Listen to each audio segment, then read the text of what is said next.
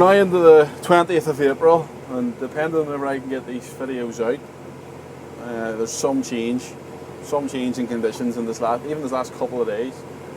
We walked this ground 4 or 5 days ago, and the ploughed fir was skinned on top, but the water was below the firs, and as you walked across them, they were just squelching like a sponge, and we didn't know when we were going to get through them at all. And then the weather has just changed overnight. Like, we've had 2 or 3 dry days. Yes, we've had the odd shower, but we've had 2 or 3 drier days, and it's just changing rapidly. Now, historical over this last 4 or 5 years, our spring times go from a monsoon to a drought, and I would say that's what's going to happen. And probably in 2 months' time, we'll be shouting for rain. But conditions just aren't optimal yet. I would say 70 to 80%, probably 80% of the field is okay for drilling, and there's still the odd bit in the hollow or closer to the shucks or the hedges or whatever, the lower points, where the water's still lying. But we were just sort of working it out there this morning. If we wait for the whole field to dry, like at the minute our yield penalty, we're in the middle of April, we would like to have this in February, March. So our yield penalty at the minute is quite high, and the longer we wait, the higher that penalty becomes. So it's sort of a catch-22 situation. Our yield penalty is increasing every day here, and if we were to wait for a week, 2 weeks for the whole place to be dry, number one, we're probably going to be shouting out for moisture come germination, and number two, that yield penalty is just going to go skyrocket. But the bottom half of this field will be a lot wetter, so what I probably will do, I just put a bag of seed in there now. I'll probably sow away until I'm half empty, and then I might run across when I'm light and try and get through the wetter parts of the field. And then whenever I get another bag of seed, I'll probably come back here to the top of the hill and get a bit more weight off, and then just end up finishing that way. But I'm always just stone over there.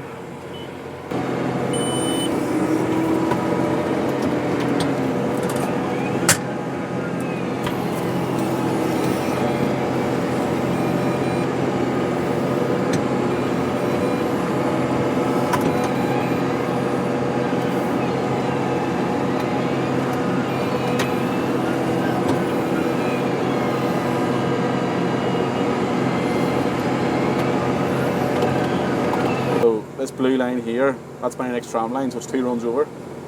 So even if I get a wet bit and I have half a ton of seed in the front, I can go across, and sow a bit, and then come back whenever I'm empty, and I know where all the tram lines are. And I just have the box, I have it paused here, and any time I want a tram line, I just stick them in manually and then just make sure and turn it back off again. The tractor that we're using at the minute I'm on the T7 270. With a 4 metre 1 pass, and that's where this machine here comes into itself. It takes all the power to drive the 4 metre 1 pass, but it takes this size of tractor to carry this all. And like, we generally keep, everybody in our yard has their own tractor. It works far better, and everybody looks after it more. But at the same time, like I've said before, each machine has to be suited to the task in hand.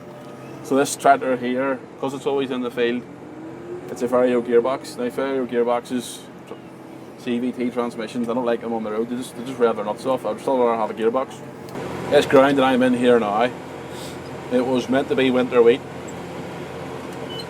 for the customer, and we it just as you know, like, the weather didn't let up. It just kept raining and raining and raining. And we looked at it in October, and the field behind me, I've just been through, it was lying. You couldn't have walked across, like the hollow, you couldn't have walked across that in your wellies. There would have been, the water would have been over the top of your wellies. And we got 2 or 3 dry days at the start of September, and I know the date off by heart. And we ploughed half of it, and we drilled half of it in winter wheat. And the theory was, like, from my grandfather, the mantra has always been, anything planted in December and January, the days is too short and it won't grow. And we came in here on the 2nd of December, and we had winter wheat seed, and we planted it. And the theory behind it was, at that time of year, what seed rate do you do? And like, it's probably unheard of drilling that time of year.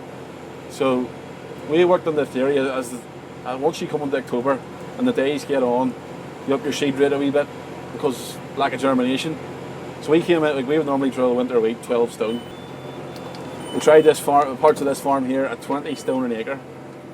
So for anybody in metric terms, it's probably about 310, I think it was 310 kilos a hectare.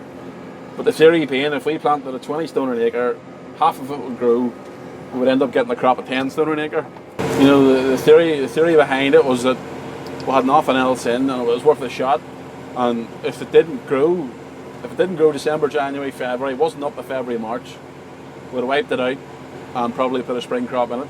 But flip, I'm glad we put that in. Whenever we counted it up, you know, seed, winter wheat seed, if it's anywhere from, I don't know, it depends on dressing, it could be anywhere from 60 to £100 a tonne. So if you take £700 a tonne as easy counting, well, at 200 kilos a hectare normally, that's probably costing me £140 a hectare for seed alone, if I got my numbers right in my head. If I've doubled that seed rate, that would be £240 a hectare. So it stood a wee bit more cost in seed. But like our theory that half of it would grow, I think 3/4 of it actually grew. For that's me looking into a hill off it over here. There's a hill beside it, and there's 2 fields over the back, and that's some of the best wheat that we have had. And we put that down to the fact we had wheat after maize drilled in mid-October. But that wheat came up through, and it got 2 months of rain. And then this ground here got the rain on the stubble, but the crops didn't get the rain, so the crops didn't suffer.